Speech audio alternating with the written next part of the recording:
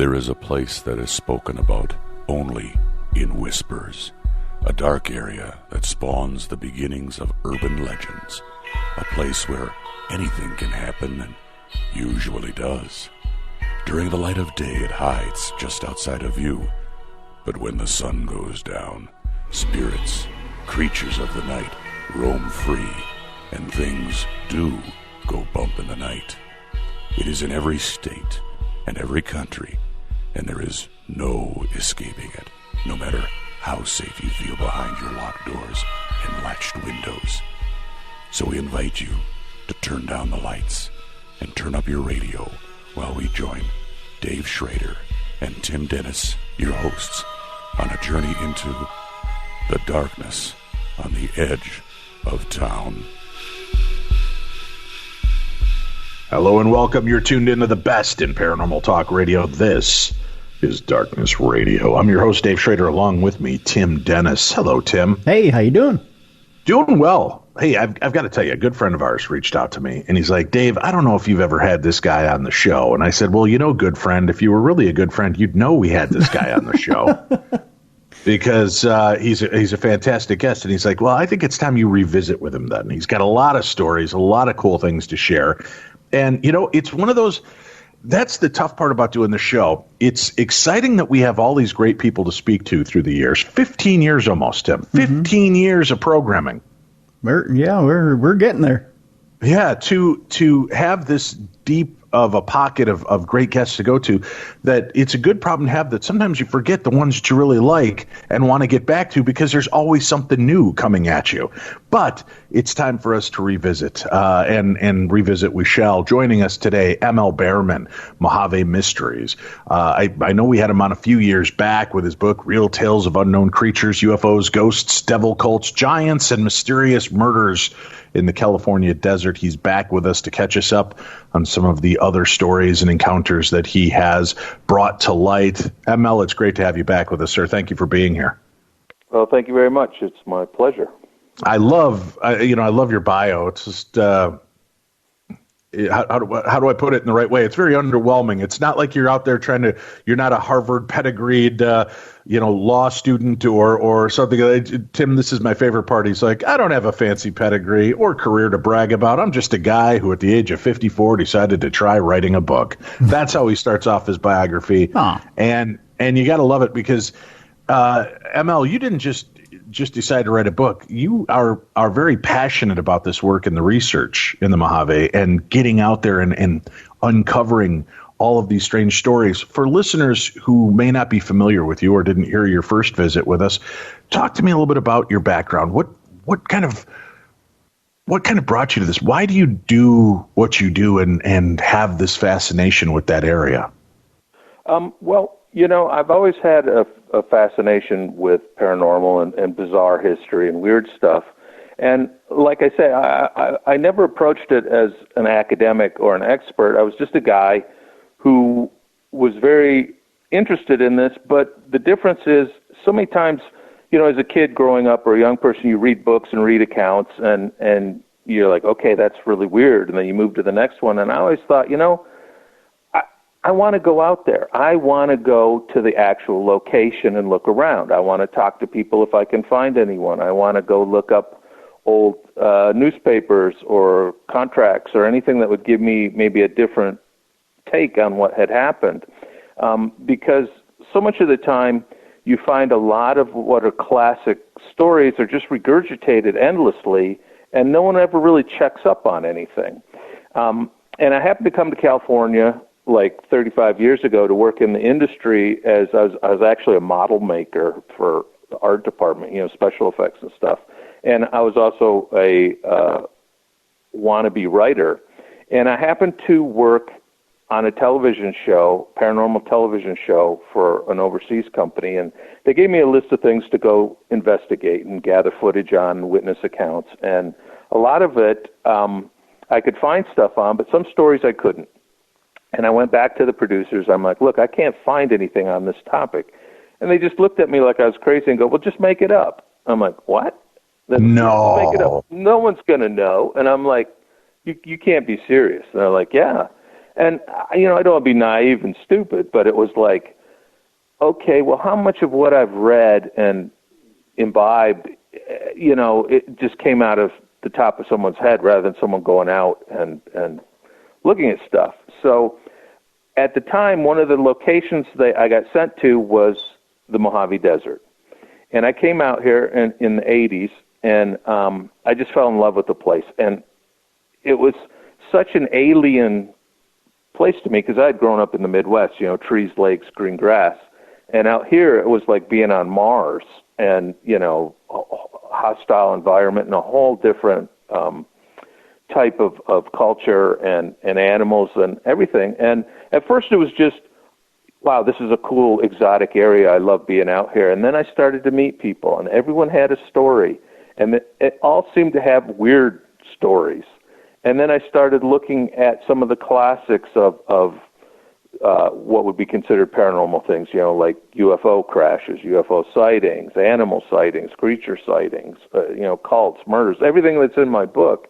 And then that drove me to researching some of these, and then I found historical accounts going back 100, 200, 300 years that kind of had the same type phenomenon. So I'm like, wow, this area has a repeating phenomenon that people are interacting with over the centuries, and is there something out there? And I actually moved out to the desert a few years later, and at first I'm like, oh God, I made the worst mistake of my life.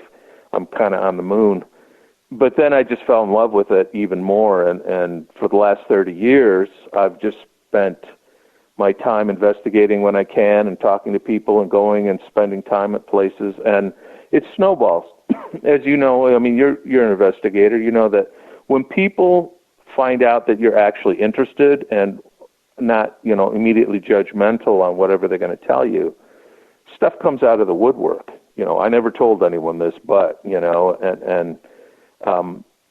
so that helped me assemble a huge file of stories and things like that. And then I'm like, well, maybe I should try writing a book, but this time, rather than doing the classic things that everyone's heard before, I'm going to look for the small nuggets, the weirdness, maybe things that on their surface don't seem that connected, but when you start looking at a whole area and then a history, you start to see, like I say, a pattern, a phenomenon, a cluster of events. And so I started doing my books, and I started doing my YouTube channel, which originally was to just kind of promote my book, but it got so much more interest from people that wanted to share things. Because when people read your book, they can't really email you and talk to you and stuff like that. But on a YouTube channel, they can, in the comments, they can share stuff, and I encourage them to, and they can email you. And so I got a whole huge wealth of material from that, and that kind of brings us right up till today. I'm still not what I would consider an expert. I'm just a guy that goes out and actually looks on location. Well, but that is an expert. I mean, you may not have gone to a school for this, but your school has been the classroom of life, going and injecting yourself into that area, hearing the stories, investigating the claims to separate fact from fiction. That, in my opinion, makes you an expert on what you're talking about. Now, when you start looking into this, obviously you're kind of sent on assignment originally, and then you tip it, realize just how strange things really are. Before we even get into all the different type of phenomena, we'll mention, I'd like you to do just kind of a bullet point list, and we'll cover some of these points during today's program. But why do you think this area is so, I guess, highly activated for just strange things? Well, you've kind of backed into what is the biggest thing I'm looking for is exactly that question. Is it something in the environment? Is it something that you can point to and go like, well, there's a different magnetic force at work out here because of the geology or the minerals? Or is it just because it's so vast and so uninhabited that things can transpire that can't happen in a more populated area? And is there also, just because it's such a hostile, harsh environment, does that affect people's perceptions of what they're encountering or experiencing out there? And that was kind of my guiding principles. And then I saw that everything from UFOs to ghost stories and murders and everything you can find out here. And if you were to look at generalities, I mean, why do people come to the desert? Well, it's either to hide from something they've done or to do something they don't want someone to see, right? There's a reason the military puts its most secret bases out here. Or they're adventurers looking for mineral wealth in some of the most remote spots there are. Now, today there's a lot more recreational stuff because we've got cars, we've got air conditioning, we've got radio and satellite phone stuff. So, short answer to your question, I don't know why this place is such a magnet for weirdness. I can't give you a single quantitative answer. It's like, oh, it's because of this. I'm kind of at the cusp of it. I'm finding that there are clusters of things in certain areas that seem to attract that, and then I'm now looking at like, okay, what is the scientific, geology, geography, magnetic, piezoelectric, all those forces, and then what are the cultural aspect that happens here? Maybe that's driving some of it. And right now, the only things I can concretely point to are that there are clusters, there are a similarity in the phenomenon over the centuries that people are reporting in these areas. So there's obviously something at work. What it is, well, that's the Mojave Mystery, I guess. Well, let's start to list off and we don't have to get into each one of these stories yet, but just list off when you say there's a lot of bizarre phenomena. What exactly are we talking about? Everything, okay, like the whole UFO thing, with the whole gamut of things. Strange lights in the skies, strange encounters on the road, missing time, alien interaction, and military interference or supervision, right? That whole gamut of UFO type stuff. Then you look at murder. I mean, we've got everyone from Charles Manson and his cult-like family to tales of the dark mass and mysterious disappearances and weird sacrifices reported and found throughout the desert. We've got a huge range of cryptid creatures, everything from Bigfoot to living dinosaurs to strange flying creatures to Mothman-type entities, and then just general weirdness. And I'll give you a real quick historical story I turned up that I did an episode on called 30 Nude Dead Men. And this happened in 1904. I came across an account in the papers. Wait a minute. This is called 30 Nude Dead Men. Right. All right. How's that for a clickbait title? Yeah, lay it on us, son. What have you got? Okay. 1904, the newspapers in Los Angeles and Nevada carried articles about, at the time they were building the railroad down from Salt Lake City to Los Angeles. And the stretch from Vegas to L.A. was still pretty much open and unsurveyed. And they sent out a survey team to, do the survey so they could lay tracks through there. And they came across this area where they started finding clumps of dead guys, 4 dudes, 5 guys, 6 guys at a time, all within a few weeks period. All were dead. Most of them were naked. They didn't show any signs of violence, but they did show signs of exposure. And of course, even during that time, they're like, well, what the hell is this about? And then the stories started. Well, they were tramps and laborers, which is a nice way to refer to your workforce, that were looking for That's how I look at them. Through the railroad and had decided to tramp 100 miles through the open desert in the middle of the summer looking for work and had perished. Well, that didn't fit what they were finding because people, when they're exposed to the sun, they can become delirious, and often they will take off their clothes, but many times they do the opposite. They cover up as much as they can, or they burrow into things. And to find clumps of 4 or 5 guys at a time to where it equaled over 30 people they found in this one little area, then the stories came out like, well, did they run afoul of some gang or outlaws that killed them, robbed them, and stole their clothes? Well, no, there were no wounds on the bodies. Was there a rogue Indian tribe or Native American reason for it? No, most of the Native Americans had been driven out of that area, and they wouldn't just massacre people and leave them, laying out there for no reason, because what would draw attention to you more than doing something like that?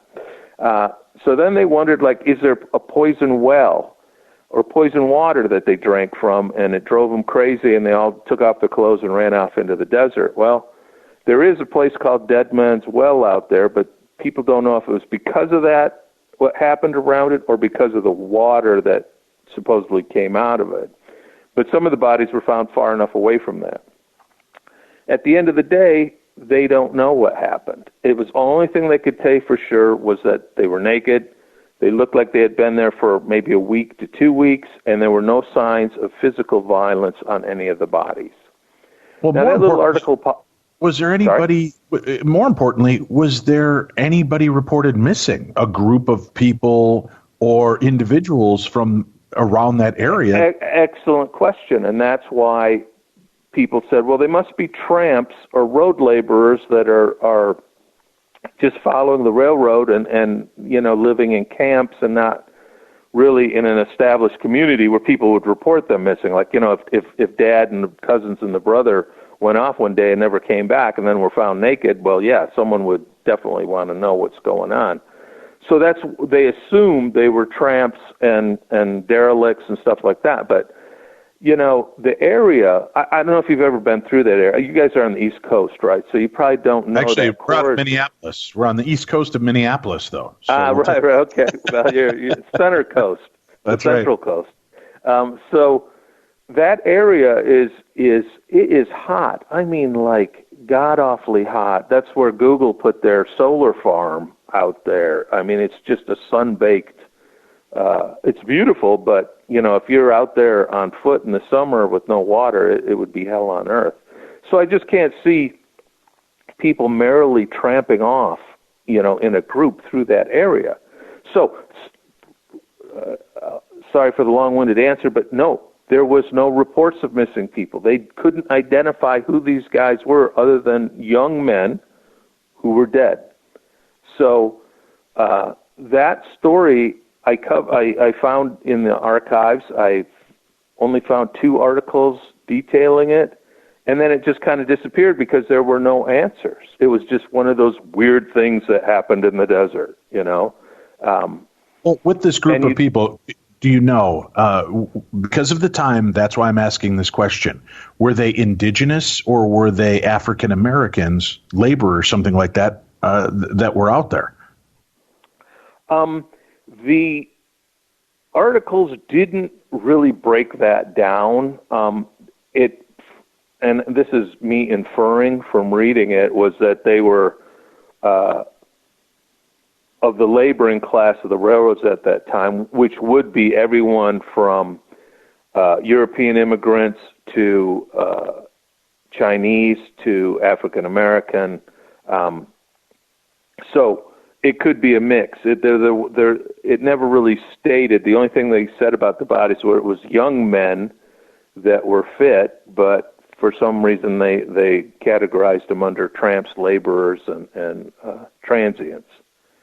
So to the rest of lower than normal people back then, that kind of would have been that. So that there wouldn't have been as much attention or prominence to who they were, and would, in a sense, make sense to why they reported that way, because there was nobody of note to mention that was amongst this pile of bodies. Yeah, obviously, if it was some rich rancher or mine owner, there would have been maybe a lot more outcry and outrage or interest in it. But you got to understand, the desert is so big, and if you read the accounts of the times, the 1800s, people were always like finding bodies or disappearing into the desert. And even today, I mean, right now, I'm down by Joshua Tree, and we've got 3 open missing person cases in just the last year of people that car was found next to the highway, but they weren't, and where'd they go? And, or someone went hiking in the park and they disappeared. Where'd they go?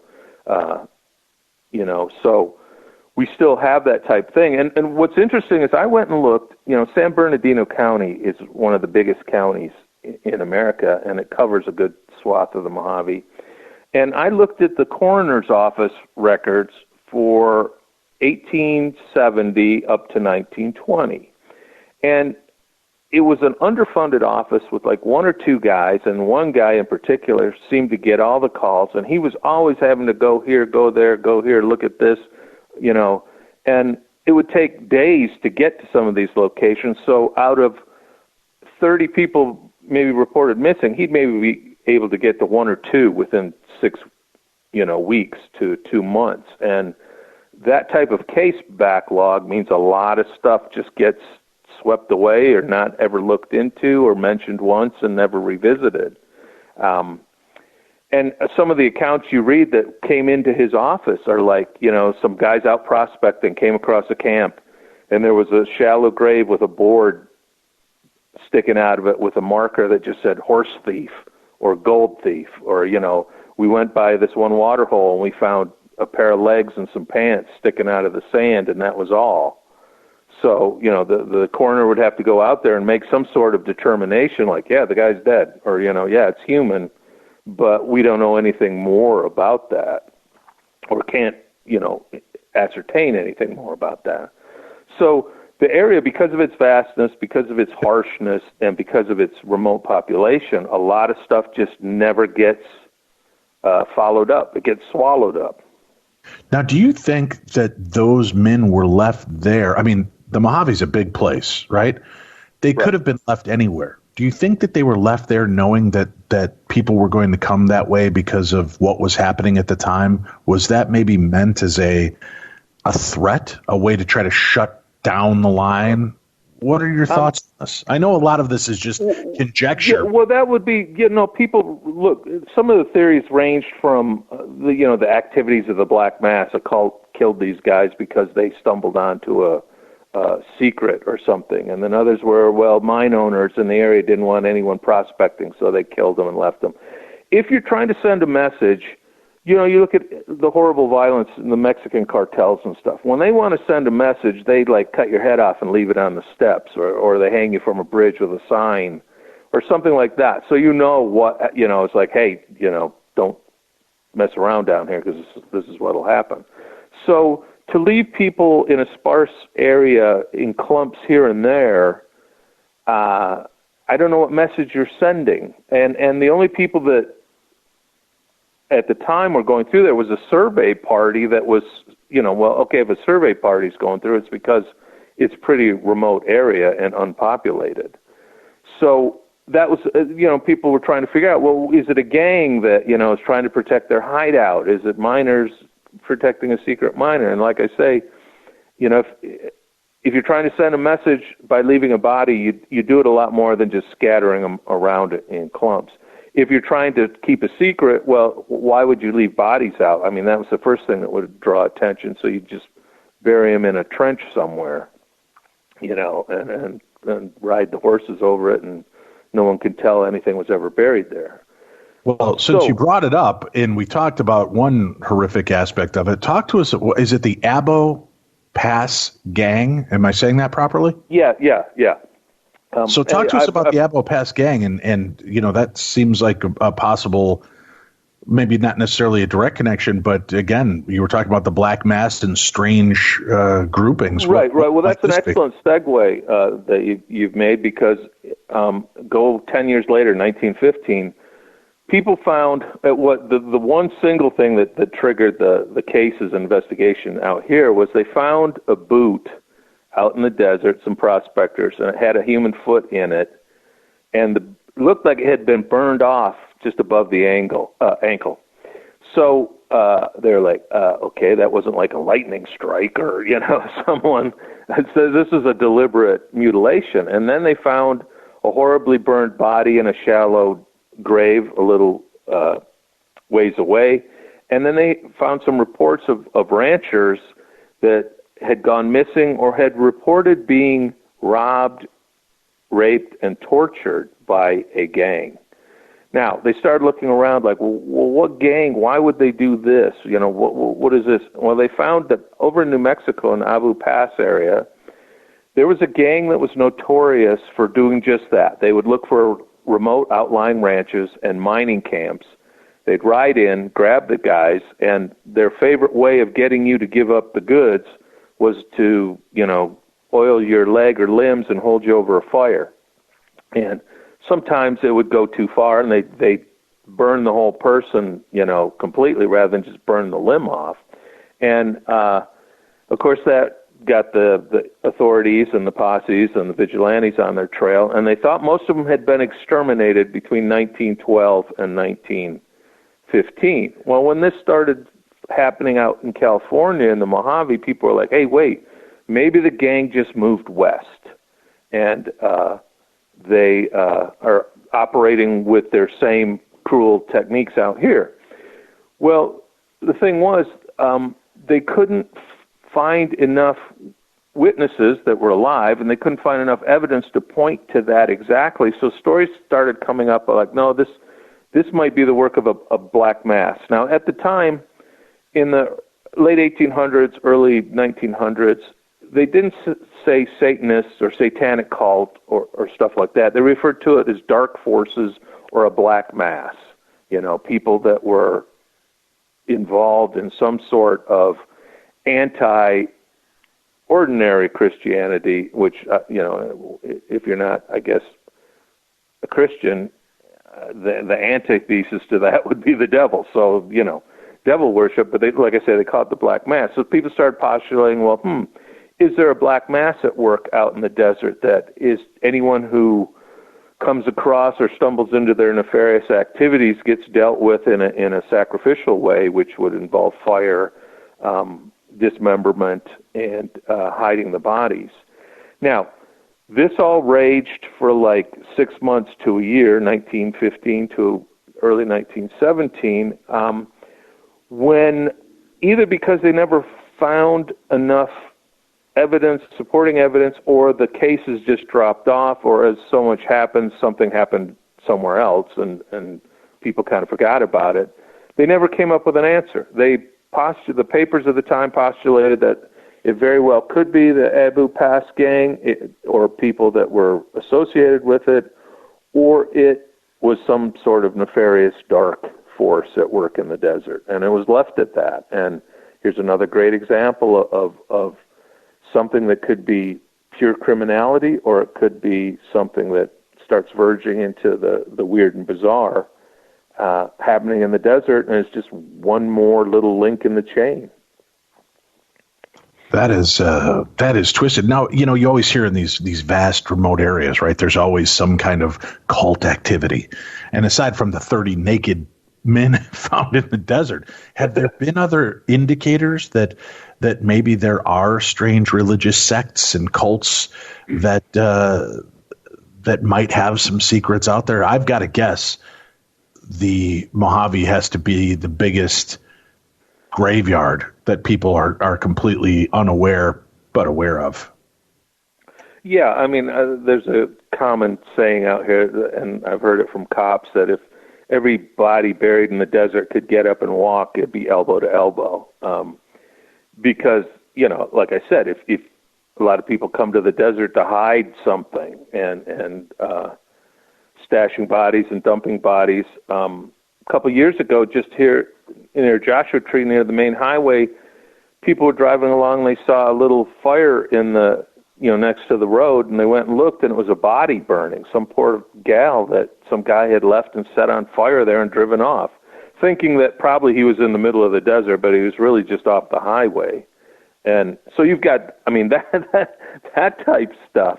Now, specific to your question about cult activity, well, you look at something like Charles Manson and the Barker Ranch up in Death Valley, and a lot of people think Manson just did the Tate murders or his followers, but there's a whole lore that his people were serial killers that were killing people throughout the desert. Right. And that I did a story on, there was one rumor that he would send the girls out to act as hookers at some of the remote places because, now go with me here, he and his followers had a passion for Volkswagen camper type vehicles.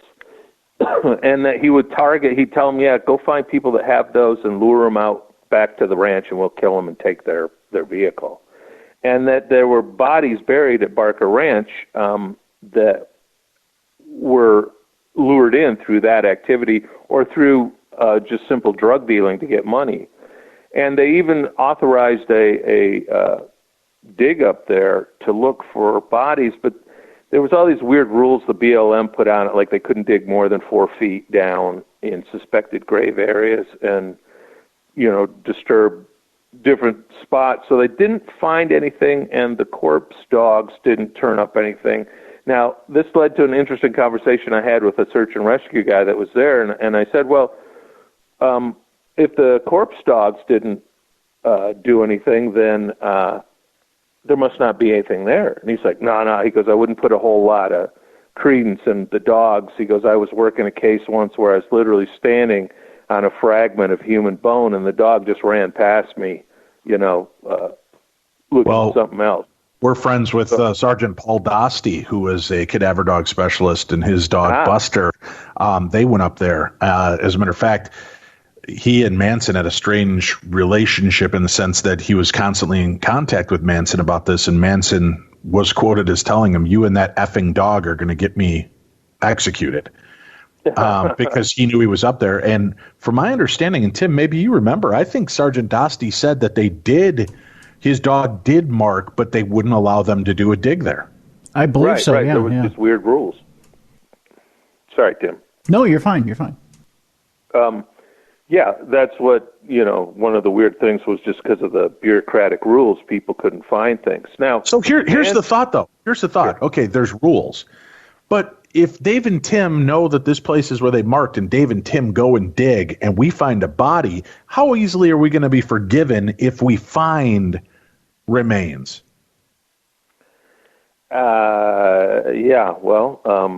As opposed to just disturbing it, or is the real crime here that Dave and Tim would end up doing 20 years in Alcatraz for digging up a spot and uncovering a burial plot, from the Manson family? Meanwhile, they won't ever find justice for those murders that took place.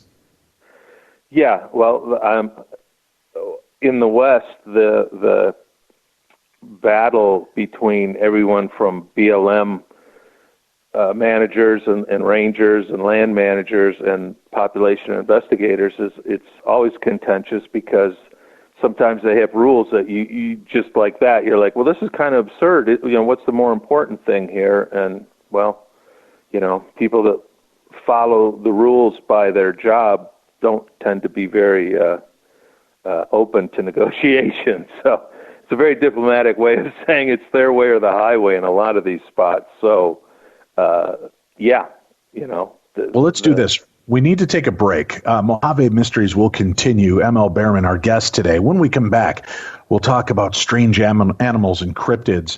We'll talk about giants in the desert, underground cities. How about road ghost phenomena and UFO lore? That's just a small sampling of what we have on next, right here on Darkness Radio. There are everyday actions to help prevent the spread of respiratory diseases. Wash your hands. Avoid close contact with people who are sick. Avoid touching your eyes, nose, and mouth. Stay home when you are sick. Cover your cough or sneeze. Clean and disinfect frequently touched objects with household cleaning spray. For more information, visit cdc.gov/COVID-19. This message brought to you by the National Association of Broadcasters and this station. I'm Andrew Saul, Commissioner of Social Security. Beware of telephone scammers pretending to be government employees. Real Social Security employees will never threaten you. Callers threatening you with arrest or other legal action and demanding money are not from us. If you receive a call like this, hang up, do not provide them with any form of payment or information. Report the call at oig.ssa.gov. Welcome back to the best in paranormal talk radio. This is Darkness Radio. I'm Dave. That's Tim. ML Behrman, our guest. We have a link up to ML's book and to his Facebook page and YouTube page on today's program so that you can find him, follow along. He's a fascinating host of these vignettes and digging into some of these strange mysteries, and we highly recommend you go take a look at that. This is a guy to keep an eye on because he's fascinating, has uncovered some remarkable things, and always has a great legend to share. Let's talk some more about the legends. I know people are fascinated by cryptids and strange creatures. What do we know about these cases in the Mojave? I guess I'm surprised, but I'm not surprised. You think that strange cryptid creatures are going to need heavily wooded and forested areas to hide. What can you tell us about cryptids in the Mojave?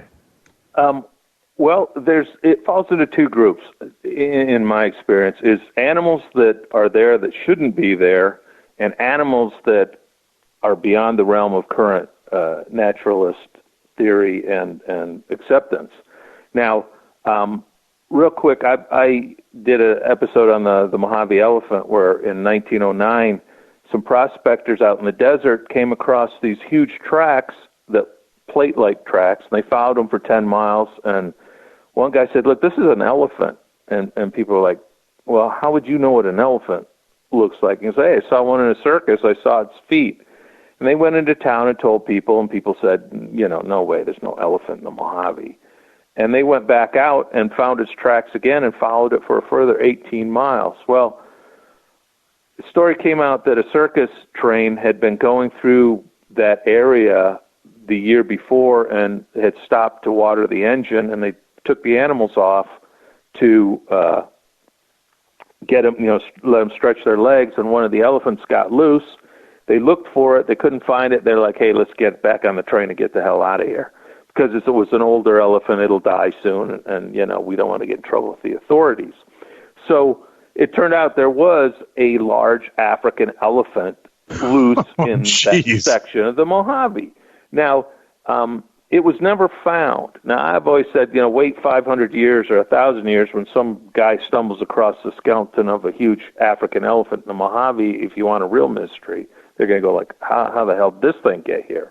So that's a quick example of like animals that shouldn't be there that are there. And I've found that to be the case with lions, elephants, llamas, wolves, everything. Now, things that are really strange, like I grew up like everyone else looking at Bigfoot and all that stuff, and I always thought, but I love it. I love the idea, but there's just no way something like that could be loose and not be discovered. And if it is loose, it's in the middle of some forest somewhere and very remote part of the world. When I came to the Mojave, I was amazed to learn that there was a whole lore going back hundreds of years of giant hairy creatures and giant men and stuff like that. And I ran into it point blank because at the time I was trying to look at mining and getting into like understanding miners. So I found this old prospector who went out with me to show me mineral deposits and what to look for and why people would be in this area because they're looking for this type mineral. And we had stopped for lunch, and I had a rock in my boot, so I took my boot off and walked across some sand next to the truck. Now, I've got size 13 feet, so laughingly I went, look, Bigfoot. And totally straight-faced, he goes, no, Bigfoot's tracks are a lot bigger than that. And I'm like, oh, really? He goes, oh, yeah, I've tracked Bigfoot. I know exactly what they look like. And I'm like, you track Bigfoot. Now, turns out this guy was an ex-Green Beret, had done 3 tours of combat in Vietnam, and he was a man tracker. So, because he was always pointing out tracks to me, like, yeah, that's a young bobcat, that's a coyote. So that's how I knew this man tracker history. So I was like, wow, you saw him in Vietnam, because I was thinking like somewhere out in Laos or way out in the middle of the jungle, he came across these tracks. He's like, oh no, I saw it up in Death Valley. I'm like, wait a minute. you tracked Bigfoot through Death Valley. He goes, oh, yeah. I'm like, okay, well, we got to take a long lunch break here, and you got to tell me this. Right. So he told me the story that he and a buddy were up there exploring old mines, because at the time, this was back in the 1970s, he had just come back from Vietnam. At the time, you could still, or I shouldn't say you could, people would go to old mines and look for collectible things, antiques and stuff like that, and minerals, which nowadays you're not supposed to take that stuff away, obviously. And he goes, we were out in this remote area of the Panamints, which is a mountain range near Death Valley, or in Death Valley, and we were sitting around the fire one night, and we decided to take a walk after dinner, and we walked up this sandy draw to look at some formations that we had seen earlier and waited till it was cooler to go look. And he goes, so we walked up. He goes, we come back, and there's these huge pair of tracks came out from the rocks, stopped, and he goes, I could tell where it turned to look at us as we walked by and then continued on its way. And he told me, I'm like, well, what did they look like? And he goes, well, they looked like giant human-like tracks. He goes, human-like. They didn't have an arch in the foot. The toes were more in line rather than slanted diagonal like ours. And he goes, but I could see it. It had maybe come through 15 minutes earlier. I'm like, well, what'd you do? And he goes, well, I told my friend, look, if this thing's an animal or something, it's not going to know how many of us there are. So you keep talking like you're talking to me, and you walk back to camp. I'm going to hide in the rocks over here and see if this thing comes back, if it comes out again and follows you. And his friend obviously, wasn't too happy at that, but he's like, okay, man, but, don't let it come up on me. And the gentleman I was talking to, he goes, I had my gun, and I had just come back from Vietnam, these combat tours, so I was, young and full of vigor, and I thought for sure I'm going to bag this thing if I see it. And he sat down in the rocks, and he goes, I just sat there quietly for 45 minutes, not a sound, just like I was on ambush in Vietnam. And he goes, after 45 minutes, there was nothing. He goes, well, this thing's not coming back or whatever. So he says, stood up, and he goes, the second I stood up, something stood up maybe 15 yards behind me, let out a grunt, and then took off.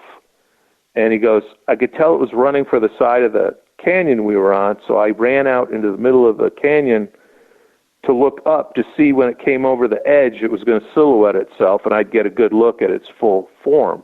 And he goes, this thing was so fast, by the time I turned around, all I saw was this big shadow leap over the edge of the canyon and run off. And he goes, I could hear it running bipedal steps through the desert. Because in the desert at night, you can hear, if the wind isn't blowing, you can hear someone crunching away 150 yards away.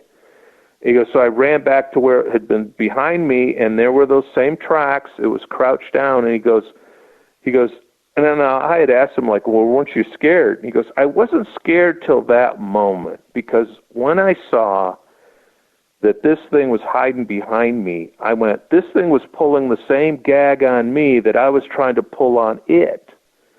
And he goes, that's not an animal. That's not, a bear will circle back and look what's on his trail and stuff like that. He goes, but this thing had just sat down and watched me, waiting for it to make its move, and then the minute I stood up, it took off. So this was a story he just told me, on a lunch break out in the desert. I'm like, holy crap, that's like, it's one thing when you read it in a book. It's, another when someone unprompted tells you something like that with that level of detail. Now, since then, I've found my own tracks, and I've talked to numerous people. You found your own tracks out there as well? Yeah, on 4 different occasions, I have found tracks. And I'll tell you a quick one. I was up in Death Valley with a buddy. We spent 4 days backpacking through the Panamints and northern section, Hunter Mountain to be exact. And one day we parked the Jeep on a trail, and we had to hike like 3 miles across this lava rock type, black rock area to a canyon that had a water source. And for thousands of years, Indians or Native Americans had carved things in the walls there, so we were going to go photograph it. And we crossed this open thing for 2.5 miles. We came up to a draw, an arroyo, which is like a small canyon with a sandy bottom. Now, in the desert, arroyos, canyons, stream beds act like highways. Animals will travel up and down those, so you can see what's coming and going.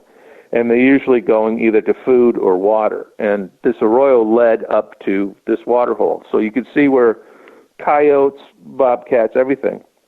Now, as we walk in there, coming out of the arroyo and turning into this path we were on, was a set of prints. And they immediately caught my eye because they were pretty deep. And I went over to them, and they were, you could tell they were kind of old because they were rounded. You know, when an animal makes a track, it'll be sharp, imprint in the ground. After the wind blows on it and the sun bakes it, it tends to get rounded and can actually get bigger slightly, so you have to be conscious of that. But these tracks looked like barefoot human tracks, but flat, you know, no arch, and with that weird toe thing. And they weren't giant. That's the thing at first. You know, they weren't any bigger than my foot, but they were, you know, 2.5 miles out in the wilderness in this area barefoot. And like, who the hell would be walking barefoot out there? Now, the other thing that caught my eye was I weighed 250 pounds. The guy I was with weighed 250 pounds.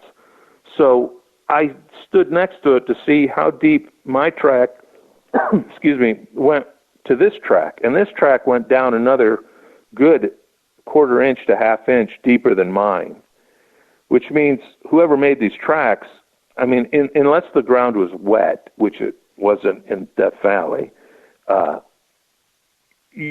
amount of pressure you put on the ground is commensurate with your weight, or if you're jumping. Now, obviously, this thing wasn't jumping, it was walking. And I hadn't said a thing to my partner, and my partner was one of these guys who doesn't believe in anything. And I'm looking at it, and I see he's looking at some of them further down from me because there's a whole trail of them. And he looks at me and I go, you know, I don't know what made this, but it was equally as heavy as us, if not more.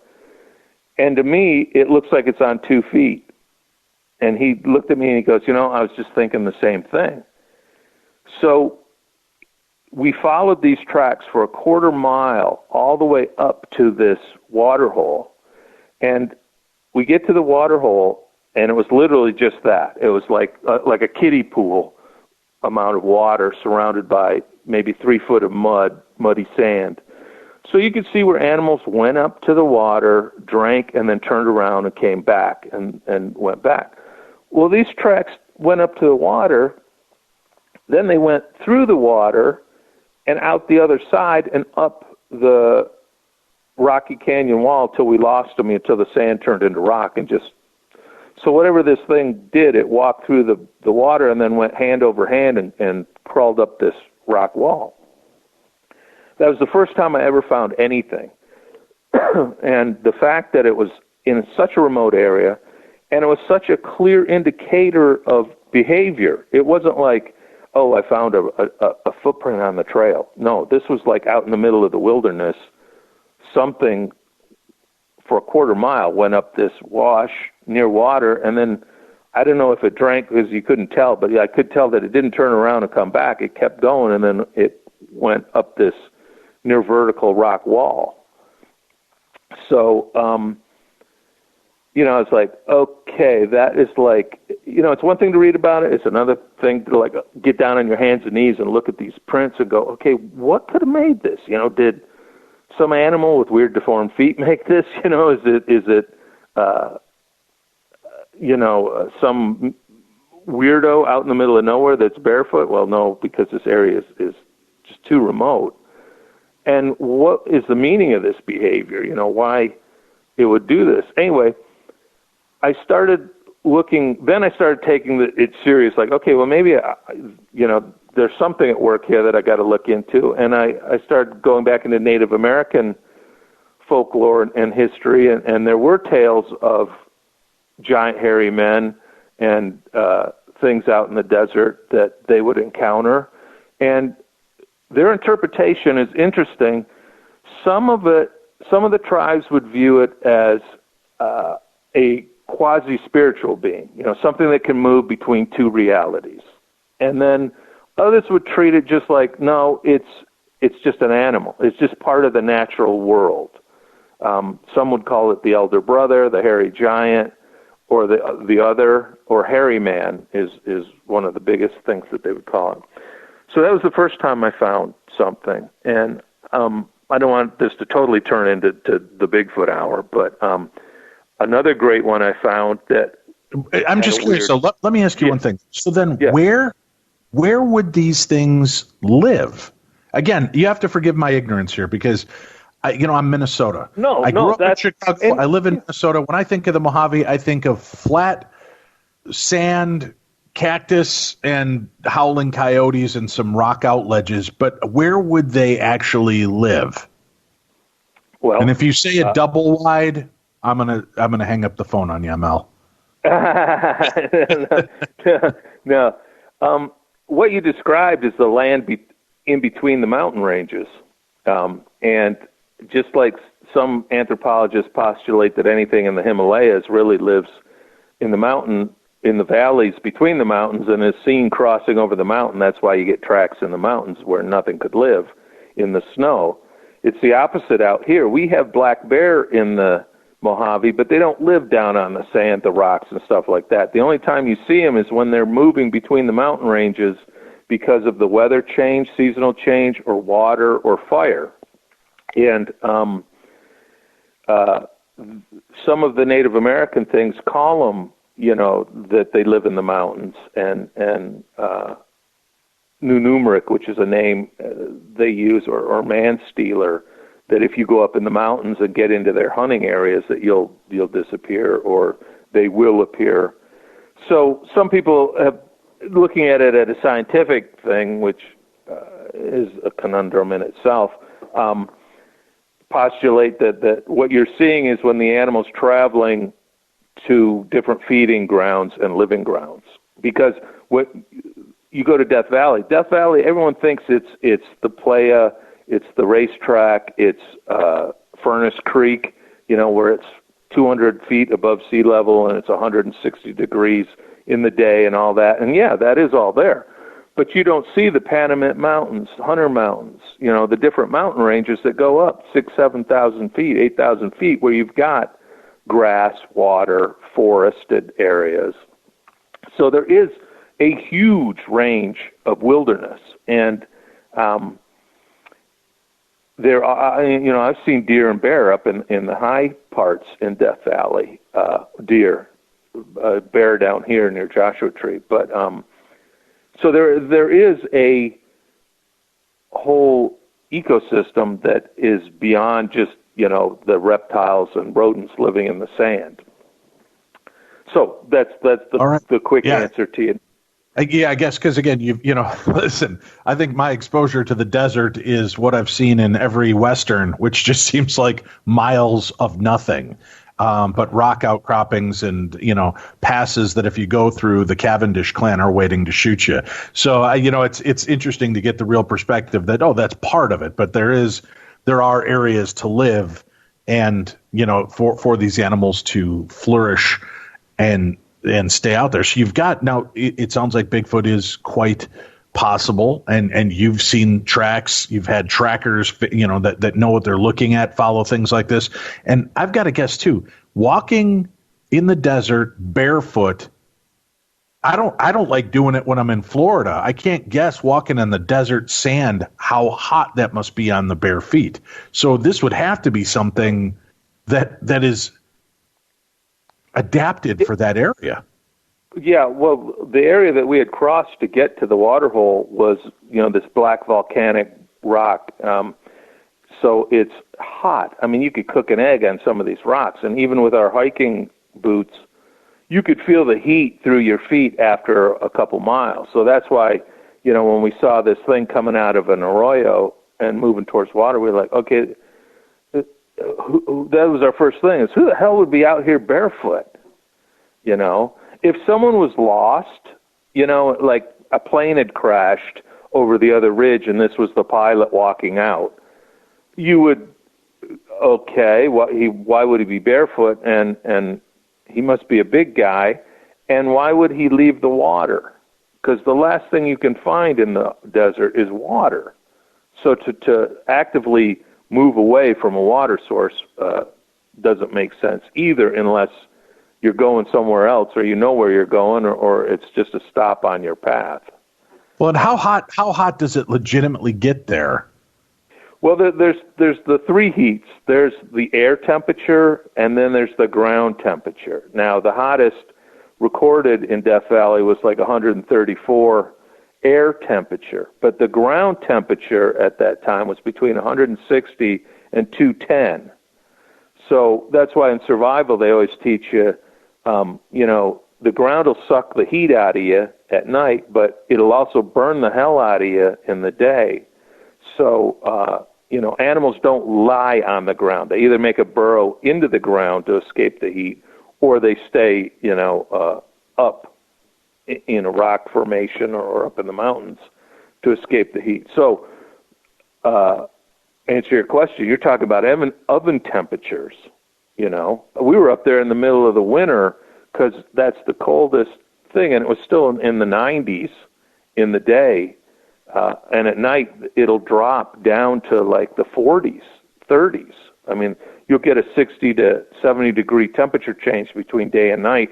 That's why a lot of people don't understand that you can freeze to death in the desert just as fast as you can die of heat stroke. So that is two drastic extremes, and two more reasons why Dave and Tim will not ever be found in the Mojave Desert. That's amazing.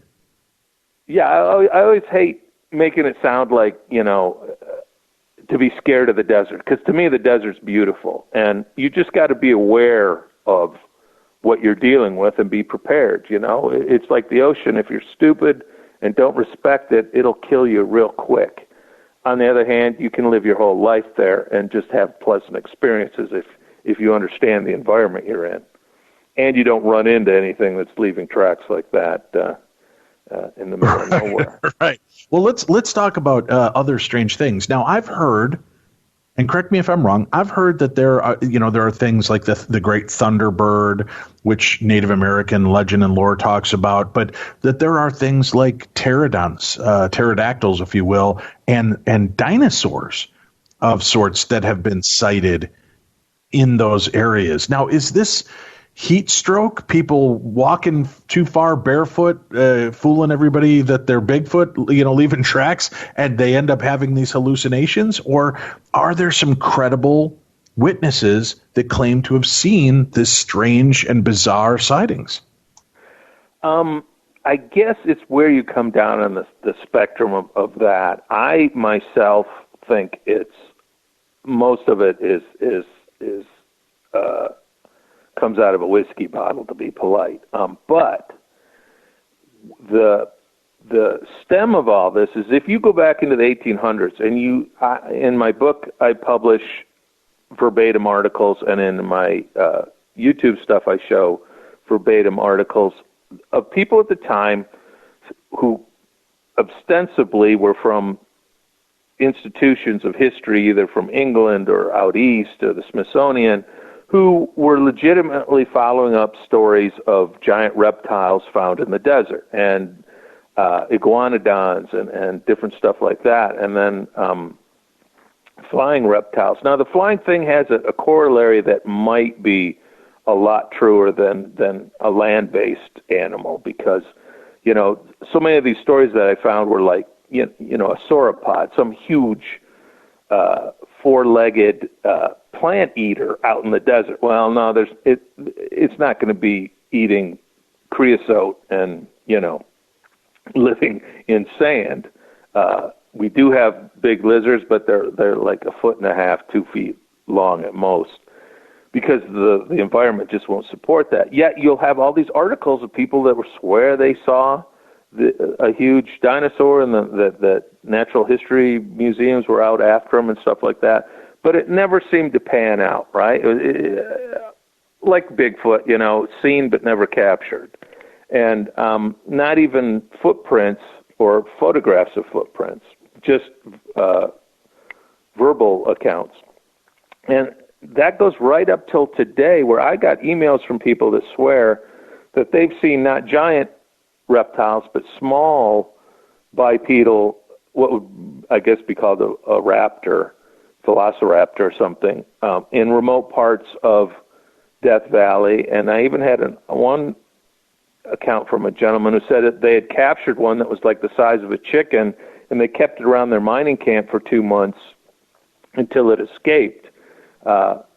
And, the whole thing, I'm always like, well, these days everyone's got a phone, so why don't you take some video of the dinosaur that was in your camp for 2 months so I can see it? I'd love to see it. And, those pictures never seem to come. So much of the terrestrial dinosaur stuff I find, I just, I listen, I look, but okay, I'm not seeing very much there. Now, we talk about flying reptiles or flying animals. There are a lot of big birds in the Mojave, and I've detailed historical accounts of people that, have shot, and pictures that I've put of giant eagles, giant hawks, giant owls, just really big birds. But there's also people that have swear they've seen pterodactyl and stuff like that. And there's articles going back where people swear that, their cow was attacked by a flying reptile, or they saw one, and that one article I had there's actually a series of articles that they shot one, and it came down, and they were able to get close enough to it, but it took off again, leaving these huge tracks that looked like alligator tracks and some blood. But again, no body. Now, I don't know if you've ever seen or heard about the famous saloon picture of cowboys standing around a dead pterodactyl. You're right, right. And I've seen online, before you start sending me the pictures, folks, those are reproductions of what was once an actual photograph, as I understand. None of those are the real photograph that exists online, correct? It's become a cottage industry with Photoshop to make your version of that picture and post it as real. So there's so many of them out there. I've seen one that supposedly is the authentic tombstone, because it supposedly came out of a saloon in Tombstone, that shows the actual photograph. And it's a good picture. I mean, it looks authentic, but I've seen so many that are like, yeah, okay, well, someone really got their Photoshop skills up because this looks great. But no one's been able to 100%, say for certain that this is the picture. But it's caused a whole folklore of people talking about, pterodactyls have been seen back to cowboy times and even photographed. Well, yes, they've been reported, but I've not seen in my opinion, legit photograph. Yet we still get these type reports. Now, I had an interesting incident. I had just finished this YouTube episode dealing with the story of pterodactyls that supposedly some scientists had seen in the 1890s, and then this reported shoot down of one. And I went for a hike that night, and I'm at dusk, and I'm out in the desert, and I see this thing gliding along, perfectly bat-like wings with this long head, and when it turned, it looked dead on like a pterodactyl. And I'm like, okay, no way, this is like straight out of the Twilight Zone. So I'm fighting to get my binoculars out as this thing gets closer, and it's not flapping its wings, it's just flying, cruising along on a thermal, and it gets up and turns just near me, and I could see what it was a pelican. Okay. Oh, jeez. Now, you go, a pelican in the desert. Okay, well, that's a little bit more believable, but that's still weird. Well, I went home and I started researching. I find that sometimes pelicans get blown in off the coast because I was maybe 150 miles from L.A. They sometimes get blown in from the coast, or they're visiting the Salton Sea, which is a large water way out here down by Joshua Tree. And because they're cruising on the thermals, they'll just cruise along, you know, and try and ride a thermal back out to the coast and stuff. So what I had obviously seen was a huge pelican, but it was brown, and, you know, they have that long head with the long beak, and he wasn't flapping like a sparrow. He was just cruising. So, you know, I thought to myself, well, there's a great example of one of the tenets of paranormal investigation, which I'm sure you run into, is there's three options. Either the person saw what they saw, either they saw something or misidentified it, or they're lying to you and it's crazy, made up. Well, this is number two. I saw something that I could have misidentified easily if I hadn't waited and rationally tried to see what it was. I could have said, I saw a giant reptile flying along, cruising along through the sky over the desert. But once it got close enough and I could see and I had my binoculars, I was like, oh, it's a pelican. Out of place, but still within the realm of possibility, but definitely. It is easy how it is amazing how easily your eyes can be deceived. I know driving one day, I had one of my kids in the car, and suddenly I saw this long silver cylindrical craft in the sky, the perfect cigar-shaped craft. I'd never seen one, and I thought, holy hell, are you seeing this? My son and I were just flabbergasted because we're both seeing it. I go, there's no wings. There's no tail. This thing is a perfect cylindrical flying object. And we were both just like blown away. I pull over to the side of the road so that we can watch this and I'm not weaving and you know, ready to kill us. And then all of a sudden it tips and there come the wings. It was the perfect angle the plane was flying at with the sun glinting off it, creating the silvery metal effect. But it was at a perfect angle where you couldn't see the tail fin and the two side wings were tucked in. So it didn't, you think, how can a plane not look like a plane? You get it at the right angle, and it looks like a long cylindrical cigar-shaped UFO craft. And had I just looked up at it and not stopped to keep watching it, I would have sworn to you I finally saw one. But it took a few more minutes, and then when it tipped and those wings became, you know, prominent, that I could see my mistake. So it's. You know, that's why, folks, you can't just go on first glance. Sometimes you've got to examine it a little deeper, watch a little longer instead of reaching for your phone, which I know we all want that piece of evidence. Sometimes you just got to stop and look and be in that moment. And you know, that's when you can see really remarkable or spectacular surprises. I've seen the exact thing, so I know exactly what you're talking about. I saw a Cessna once that was turning, and the way it was banking, I thought the same thing. I'm like, wow, it's a rod, it's a cylinder, and then it finished its bank turn. I'm like, oh, it's a plane, you know. So I know exactly what you're saying. Now, if you want to get off flying animals for a minute, I did see. I've had 2 UFO type sightings, and if you want to segue into that real quick, I'll tell you how I applied that same thing to what I saw. Which, okay, I'll just give it to you real quick. I was down in the little San Bernardino Mountains. I was in a ravine. I was driving through late at night in July under a full moon. Now, that might sound weird, but in the summer we do a lot of exploring at night because it's cool. And with the moon out, it's so bright you can see stuff. So everyone from rock climbers to hikers to whatever, you know, do a lot of stuff at night. So I was coming through this canyon by myself. I stopped to get out and relieve myself. And I'm standing there, and I happen to look up, and over my left shoulder comes this glowing ball, right? Now, immediately, we have Mylar balloons out here that people release for birthdays and stuff like that, and they'll catch the sun and look real weird. But immediately I went into investigation mode. I'm like, okay, this thing's moving against the wind. It's not making any noise. I held out my arm, my left arm at length, to measure it, and it was almost exactly the size of my thumbnail, right? At arm's length as it's coming over. And it was a fiery gold color. Now, this was at night, so it wasn't reflecting the sun unless it was, up at the moon level, but it obviously wasn't because it flew between me and the moon. And I would guess it was maybe 300 to 500 feet off the ground. And it had this, like, corona discharge around it, staticky discharge. And, at first I'm like, wow, is that like ball lightning, or some sort of static discharge? Because we do get that type weird stuff out here. And I look at, and it flies over and disappears over the rim in front of me. So it was only in view for like maybe 20 seconds.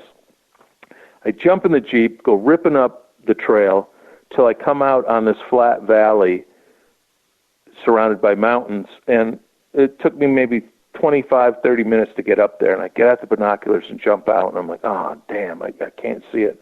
All of a sudden, here it comes out between the mountain peaks, comes towards me, does a turn, stops dead, and then starts to change colors.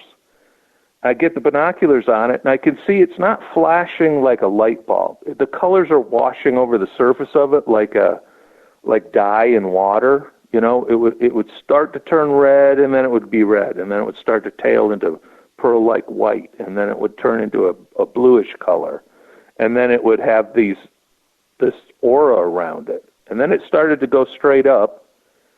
And as it went straight up, it started to get what looked translucent. I couldn't tell if it was just moving through the atmosphere, the clouds, or what. And then it winked out, right?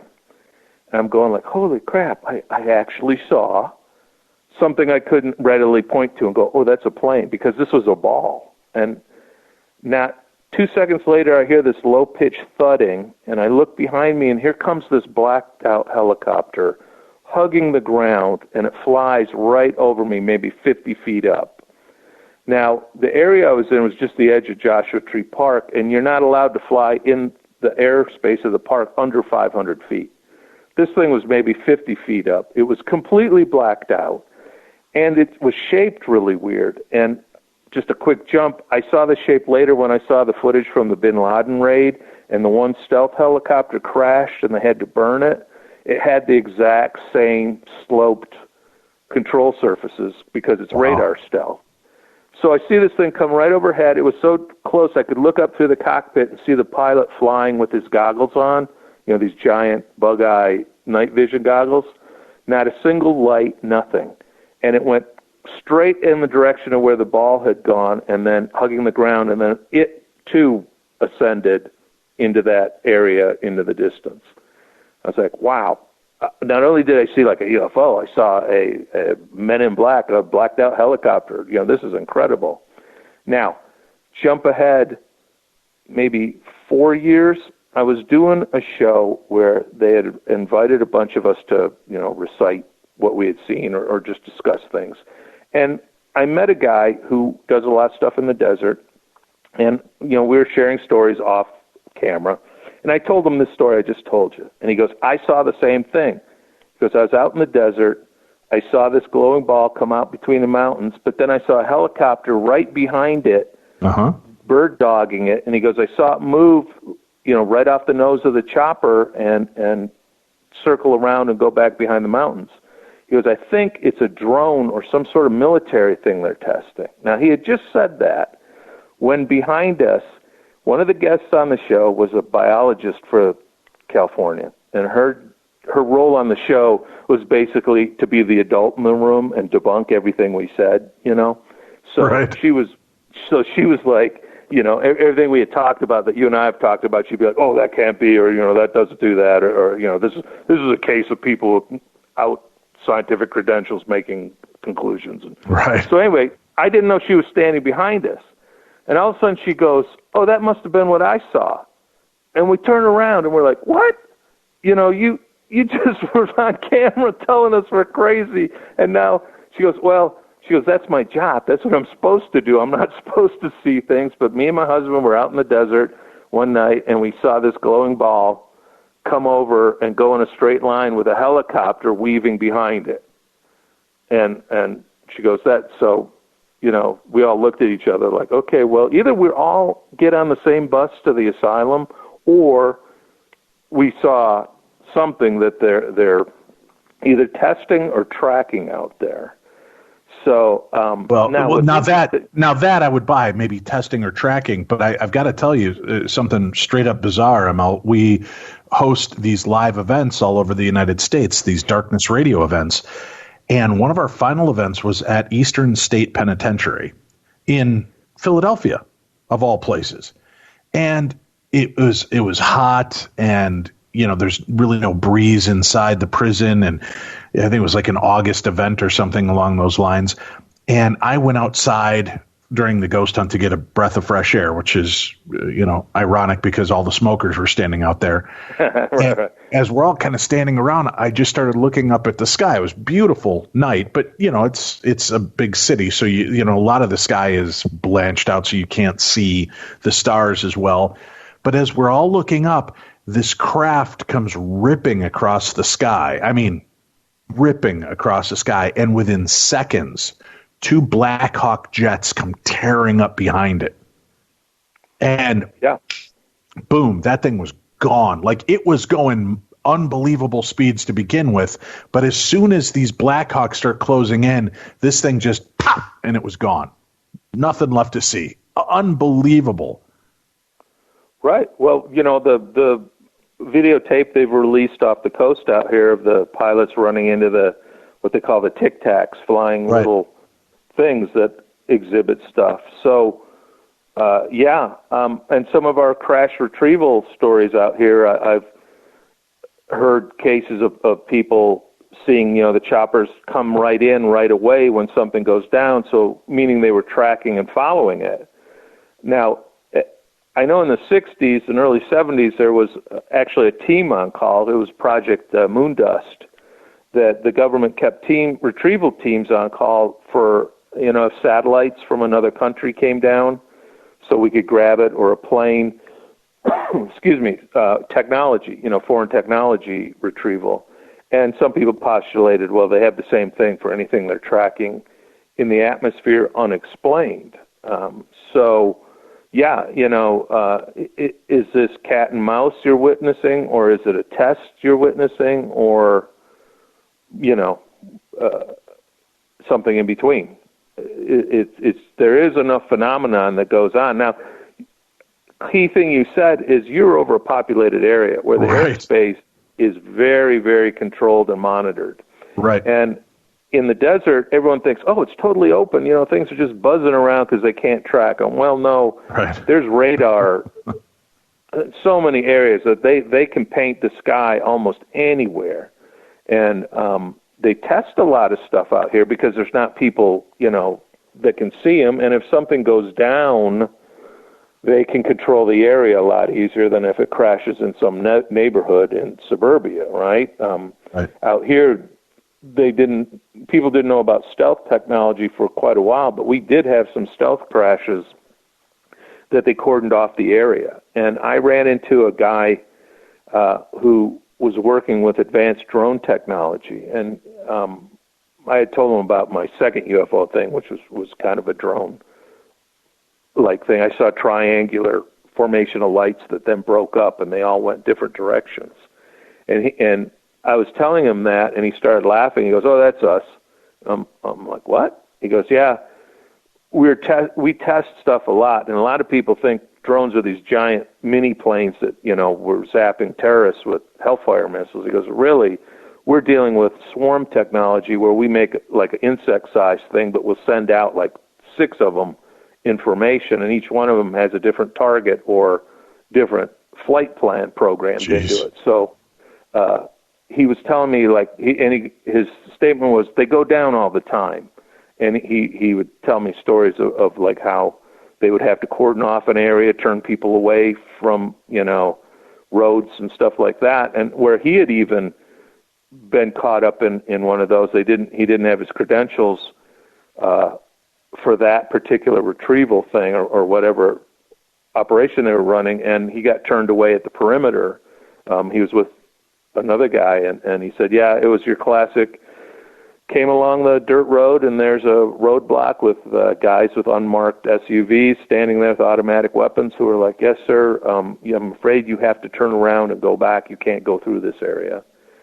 Which, boy, once I started investigating things, so much that happened in so many different stories that it gets regurgitated back into like Roswell. They're turning people away and telling them if you talk, you'll be killed and all that stuff. And I had asked him about that. And he goes, oh, no, they were very polite. They offered to gas up my truck even and give me a sandwich while I waited for the tanker to come up. He goes, but they were definitely, we'll help you get out of here, but you're not going through here. And he learned later that was because of the crash of the test he had been working on. They had lost some aircraft. So who knows what's up there, but there's a lot of things up there.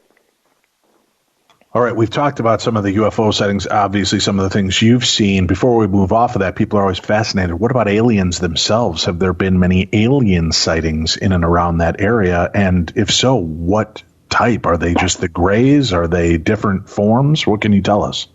A to Z. Now, there was a crash retrieval episode in Kingman, Arizona in 1952 that is straight out of Roswell. A craft came down, it was damaged, there were bodies, but there was one survivor who was a reptile type, humanoid but with reptile tendencies, and they took him away, and he helped their government design stuff. Okay, so that's straight out of 1950s sci-fi comic book lore. And there's an example of that type case. But the ones I've come across that are a lot more interesting were people that report missing time or disjointed time, where they'll be on a deserted road. There was one lady coming through Death Valley, the dirt road that comes out of Death Valley to Baker, which is a long stretch of your classic dirt road in the middle of nowhere. And she saw lights flashing ahead of her. She stopped. When she got up to it, she stopped because she thought she saw someone standing in the road, a tall figure. And she stopped and was looking at it, and the next thing she knows is there's something right at her side window, a shadowy figure that put up a hand onto the window, and she said the hand looked like a chameleon's scaled hand, and that the window started vibrating at a really high rate. And she goes, next thing she knows, she passed out.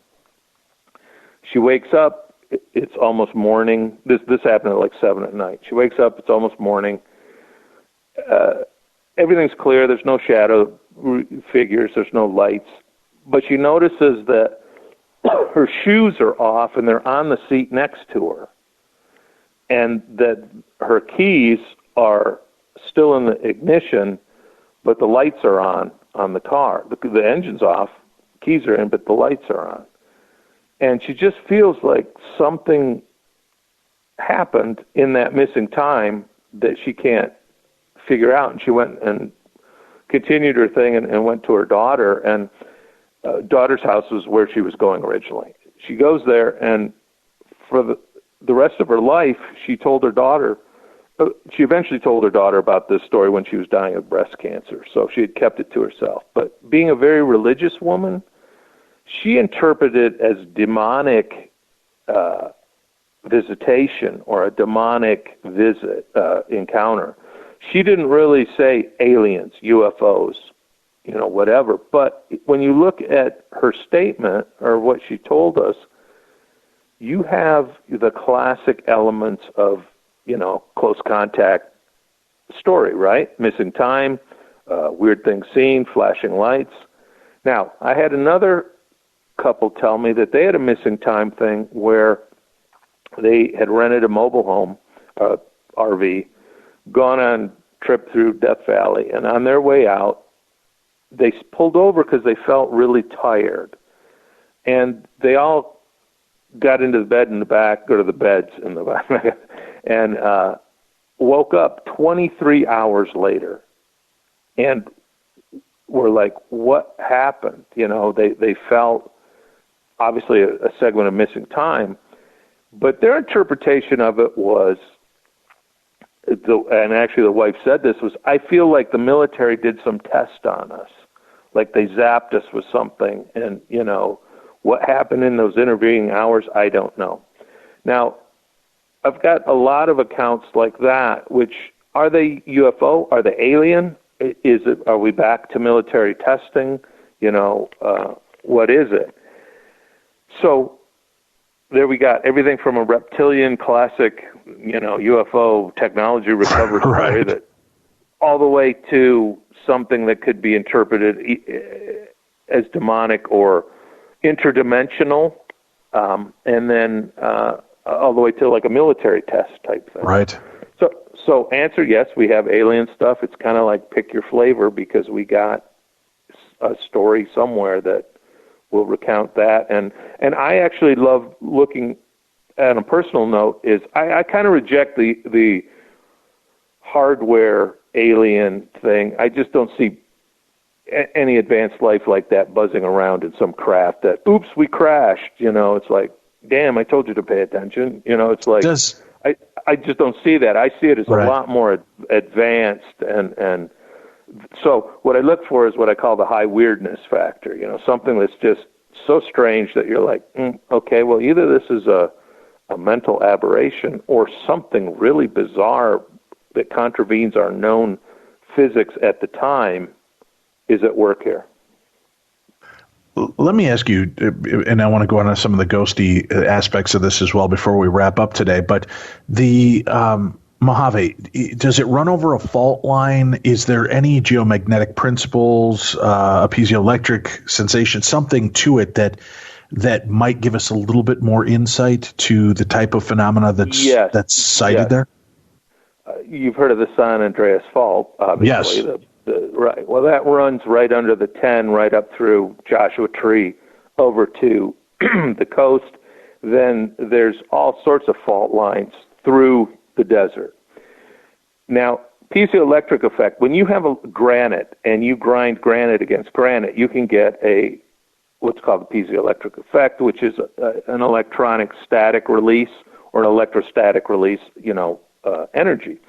And we have a thing that people claim to see called earthquake lights, and it'll be like a shimmer or a spark or a fireball. Some people have postulated that because we've got this tectonic plate movement underneath, that when these giant megaton formations of granite grind against each other, crystal on crystal, you get that type of release. Now, the Army or the Armed Forces are working on disruptor technology, which is basically they can fire a high pulse of either electromagnetic energy or pure electricity at your head, at your body, and they found that if you hit someone's frontal cortex with a big enough charge, you can trigger like an epileptic seizure. You can they report all sorts of classic things like hallucinations, weird tastes in the mouth, nausea, falling down straight till where, if you hit them hard enough, you can kill them.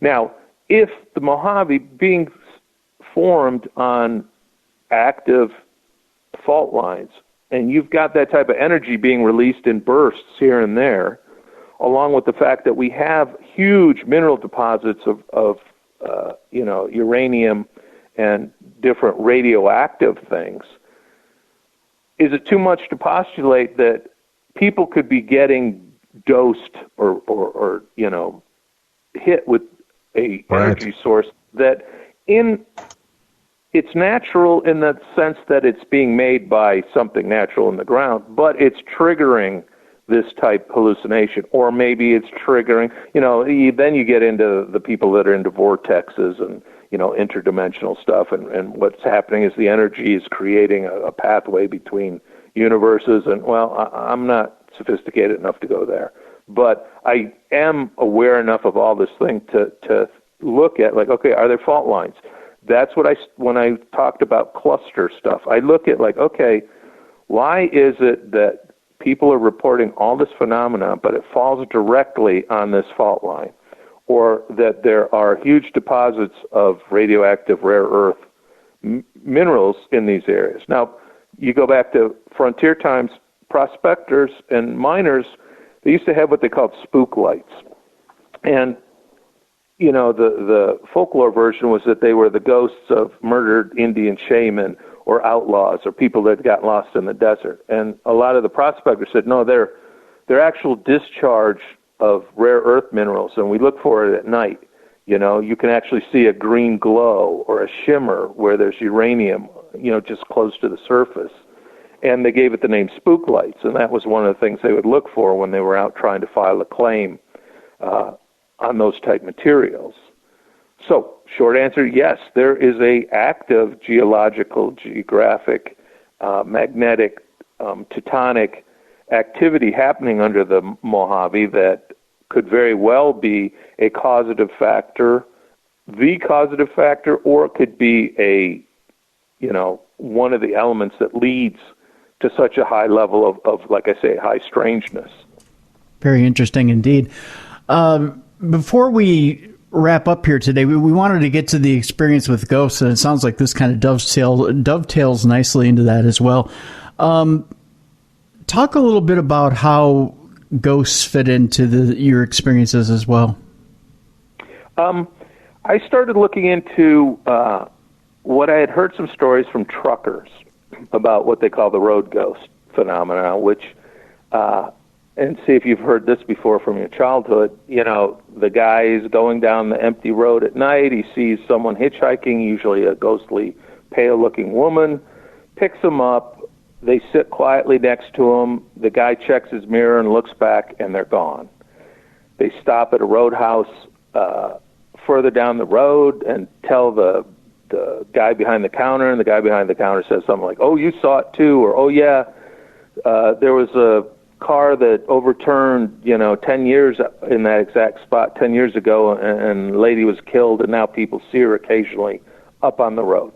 So I got verbatim some accounts like that, and what interested me is when I was a little kid in grade school, we used to tell stories like that, that the lone hitchhiker, the ghost, and all that. Mm-hmm. So I started looking into it, like, well, okay, truckers are still reporting that. Then I got an interesting corollary of that, where one guy told me about, he was at a truck stop, he saw this weird dude in a long trench coat holding a sign saying 7 more miles, please, standing out by the edge of the road by the truck stop, a hitchhiker. And he goes, I passed the guy, pulled out, it was late at night, I went out on the road for an hour, no one passed me.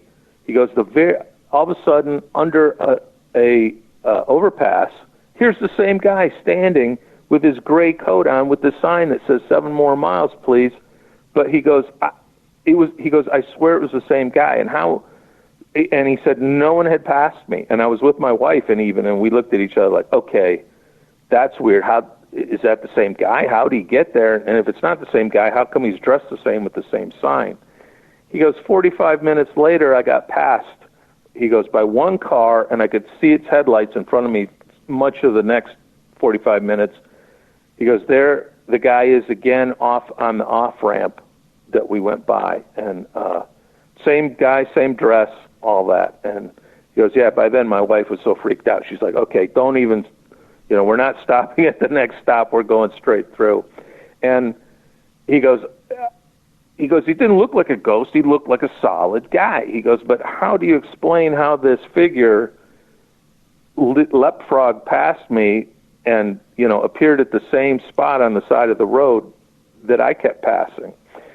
Now, that's an interesting, I use the term road ghost phenomena. I hadn't really heard other people say that, but it seems like it all lumped into the same type phenomenon happening. So I go back and start looking at accounts from earlier times, and I found there's this whole, you've heard of the Headless Brakeman? Yeah. You heard that? Mm-hmm. Okay. The idea that a train in the middle of nowhere, and this was recorded out east as well as out west, but a lot of stuff from out west, going through the desert, they see a red light swinging up ahead, they stop the train, they get out, there's no one there, but the bridge around the turn is washed out, or the tracks have been messed with, and the train would have derailed. And the Headless Brakeman, the story goes that some guy, brakeman on a train, and the train crashed, and he died, got his head cut off in the wreckage, and ever since then, his ghost has been warning people on, that stretch of the highway or the railway to slow down, that there's danger ahead. Now, I went and looked even farther back, and there were people reporting the same thing, stagecoaches and carts and stuff like that, back to, the very late 1700s and early 1800s out here. So you look at a phenomenon, like I say, and you guys being investigators, I'm sure you, like you say, you look for a timeline, you look for a phenomenon that repeats over time, and you look how it changes over time or how it doesn't change over time. And here you've got entities supposedly interacting with travelers in remote areas to warn them of whatever, going from stagecoaches to trains to semi-trucks. So I find that a fascinating thing. I'm sure, like anything, it could be put down to fatigue of travel, misidentified something. They just happened to luckily stop where the thing was done. But on the other hand, why is there such a continuity in what's happening, and why does it seem to interact with humans that are engaged in a certain activity, travel, in a remote area?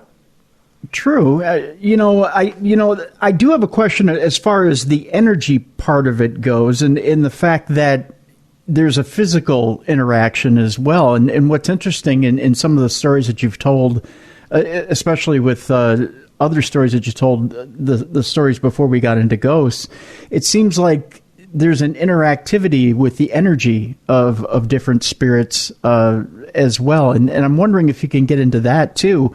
Do you feel like with spirits in particular that the energy from a spirit has a physicality to it, and if so, why?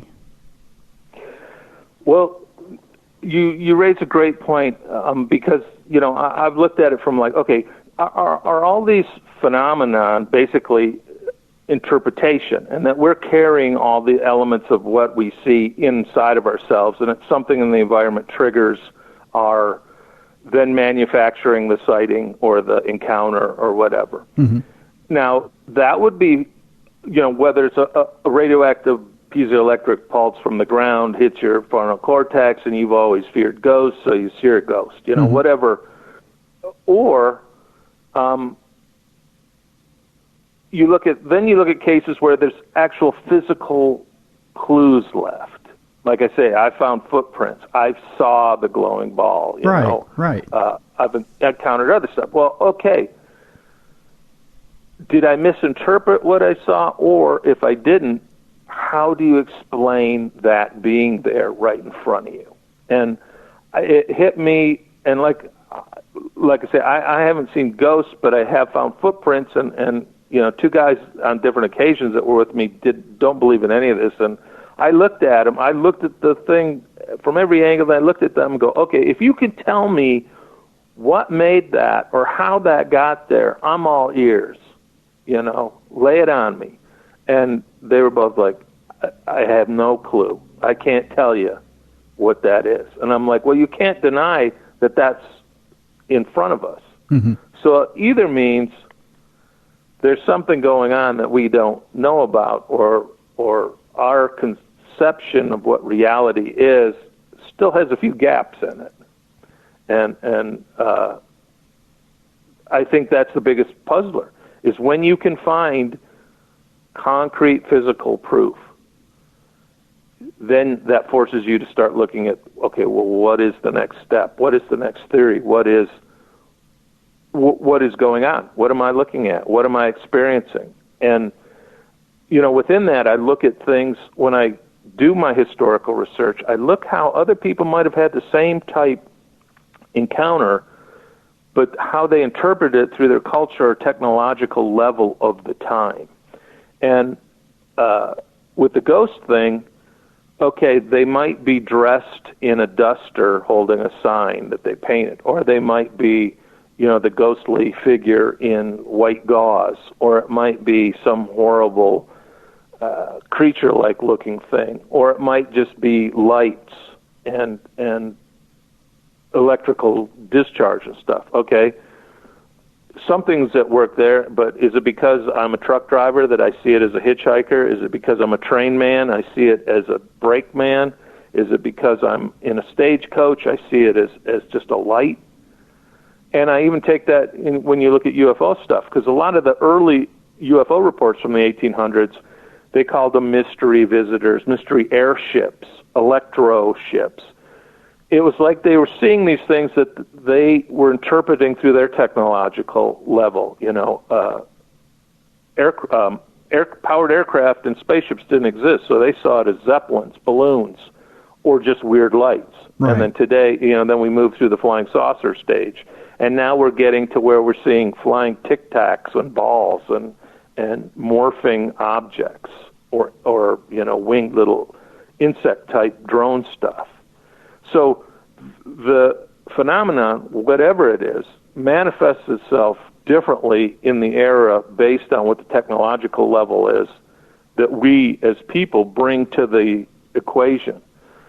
So I often ask myself, is it almost like something's guiding us to a purpose, like it just holds out enough in front of you to make you ask the question, but it doesn't make it so advanced that you can't even form the question. If you took someone from the rainforest and tried to show them, a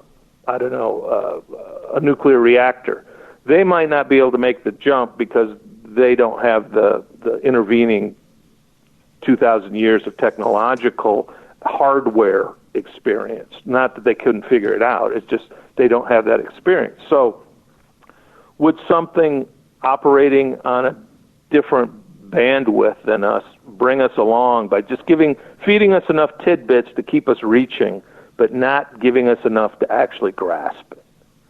And I find that being the underlying principle behind all the phenomenon I've studied in the Mojave. It's always just out of grasp, but it's just enough that we can understand what we're seeing or experience at the time, or at least put it into words.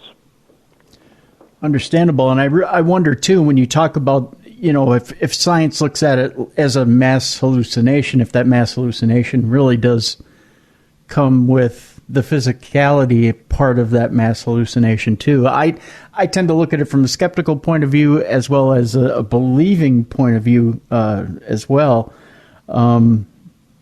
Interesting stuff. It's interesting stuff indeed. ML, I tell you what, we're at the end of our time here. But folks, I want to encourage you to go out and check out the book. ML, I want to thank you very much for being with us today. ML Behrman has Mojave Mysteries, Volume 1. The information is available on the description of the show. And ML, tell people where they can check you out on YouTube. If you go to YouTube and just YouTube/Mojave Mysteries, you will find my channel, and there's 43 episodes there of all the stuff I've talked about. All right, great. Folks, I want to thank you very much for joining us on this holiday weekend. Hope you stayed safe throughout this weekend and that nobody blew off any digits playing with fireworks. We encourage you to stay safe with all incendiary devices celebrating your freedom this weekend. And by all means, stay safe and social distance, and by all means, keep yourself well throughout the weekend. We will see you again on Tuesday for True Crime Tuesday. Remember, if you haven't subscribed to True Crime Tuesday,